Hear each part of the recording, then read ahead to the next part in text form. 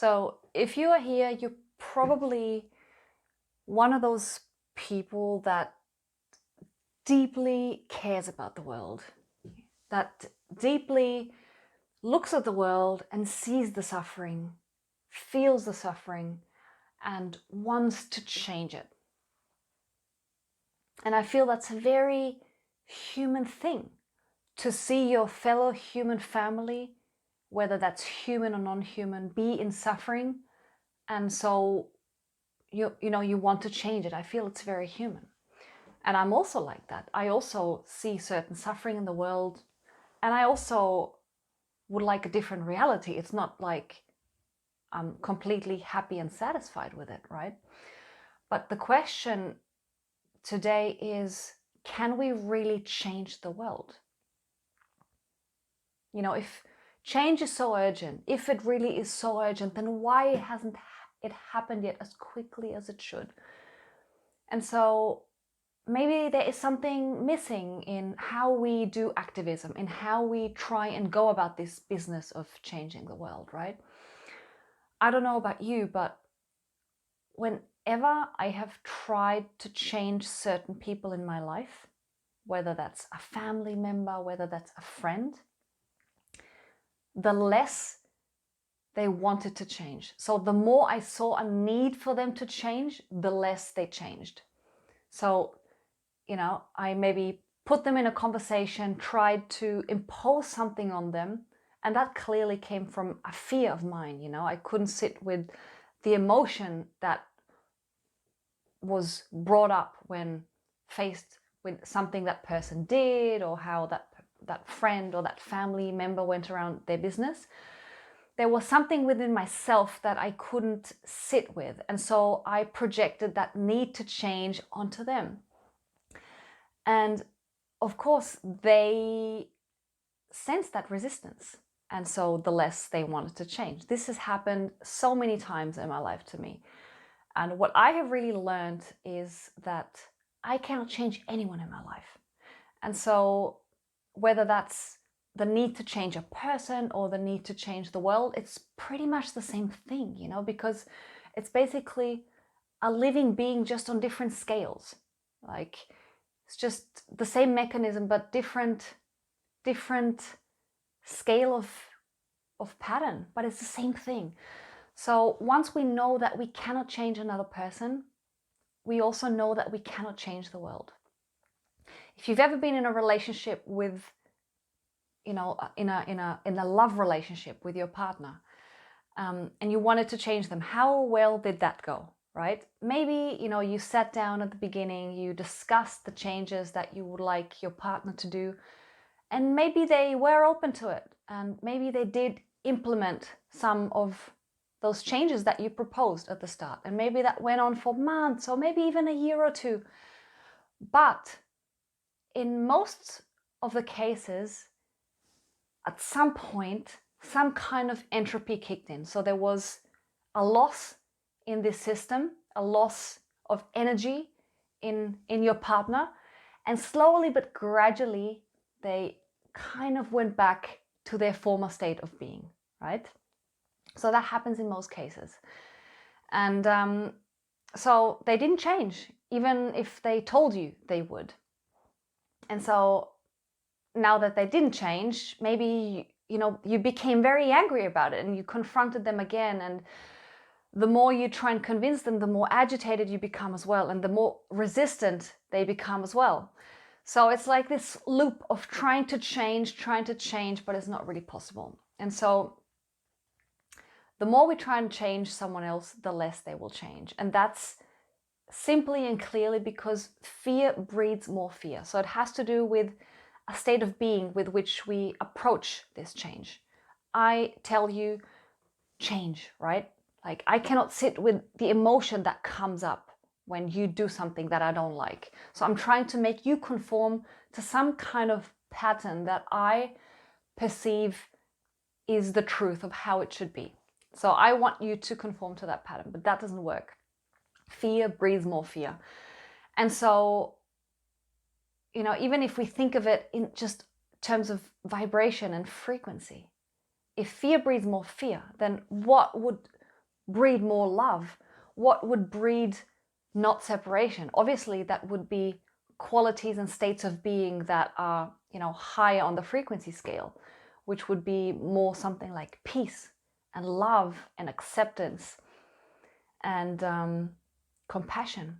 These are all very big words, and we love to throw them around. We love to use the word love in places where it's actually not really appropriate and not really, doesn't really give justice to the word of love and the state of being of love, if you ask me. But, if you truly love a person, you don't want to change them.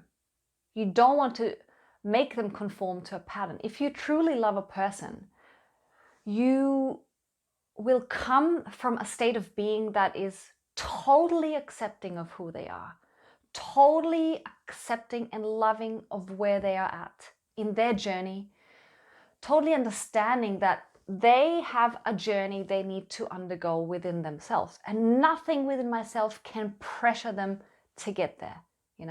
Even if that means they need to go down a dead end street with their mindset, let them go down that dead end street. In total acceptance, I would let another person go down that dead end street, going down that path of learning, and let them learn whatever lesson or lessons they need to learn. That is acceptance and love. But that doesn't mean that I don't see something grander for them, right? I accept where they are right now, but at the same time, I can acknowledge that there is so much more in them. There is so much more possible, right? I can accept that, you are where you are in your journey. And at the same time, I can know and hold on to the thought and the knowing that there is so much more in you than you think and then that you might believe. And so if I come from a place of love and complete acceptance, then the other person will feel that. And because of that change in frequency, because of that change in energy, that person, by my mere loving presence, will have some kind of realization or will feel safe and held and automatically come to their own realizations. So that's just one example, right? But what I want to say is that a different reality in frequency, a different state of being, brings about a completely different external result. And I don't always have to know what that result is, right? Because, we put out thoughts and words and actions into the world, and we don't know what results they might bring. We always want to know what result something will bring. And we very much trust in something visible, and especially when it's an action. But actually everything we put out, it has a ripple effect. No doubt you can completely trust everything you put out has a ripple effect. Every thought, every word that you speak.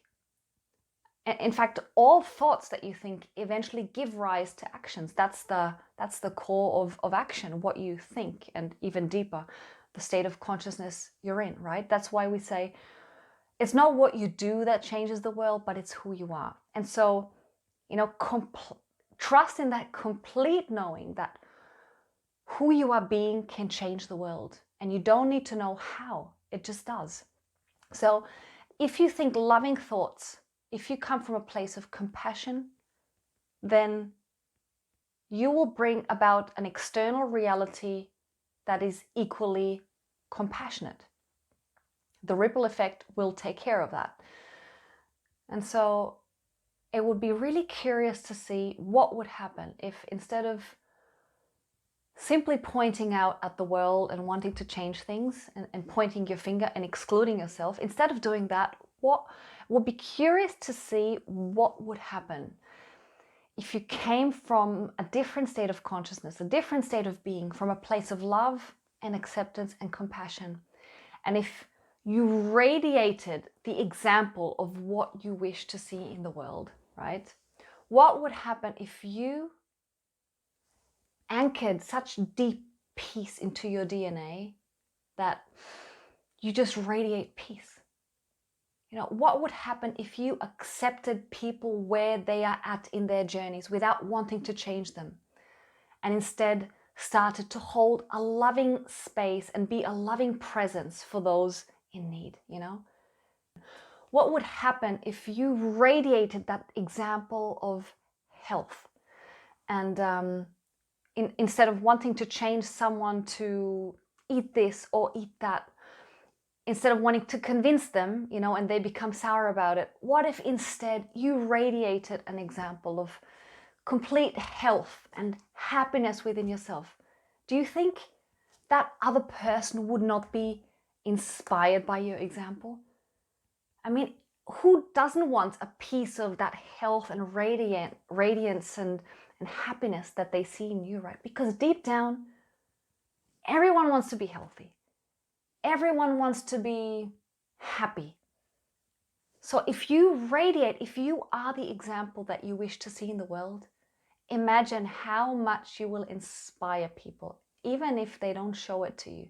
You will leave some kind of imprint on them, even if it's just like a little seed that you plant, and they'll go home from their conversation with you, and it'll just stir something within their mind, you know, or within their emotional world, thinking, feeling like, I want a piece of what Mark has. I don't know what it is, but I want that. I want to feel healthy and happy and radiant like that. And so that's how you change the world, you know. What I know for sure is that